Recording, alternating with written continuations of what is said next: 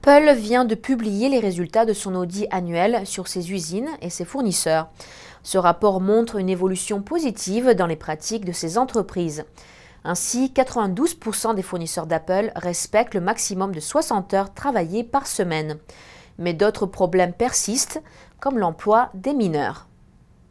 Samedi, Apple a rompu avec un de ses nombreux fournisseurs chinois pour emploi de mineurs. Chaque année, Apple publie un audit sur la responsabilité de ses fournisseurs. Dans le plus récent, Apple rapportait avoir découvert chez un de ses fournisseurs 74 cas d'emploi de mineurs de moins de 16 ans.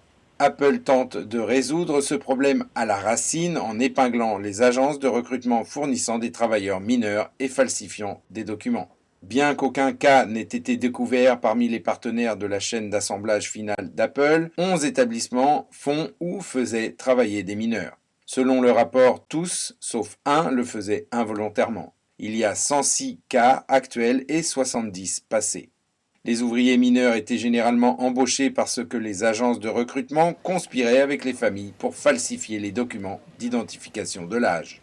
Malgré les séries de suicides survenus au sein de l'usine Foxconn à Shenzhen en raison de conditions de travail déplorables et d'un scandale impliquant un nettoyeur toxique, les fournisseurs d'Apple doivent respecter des normes rigoureuses, qu'il s'agisse de la paye, des heures supplémentaires ou du travail des mineurs.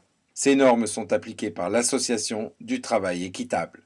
Des investigations de grande ampleur ont lieu chaque année pour assurer que les usines et les fournisseurs respectent ces normes.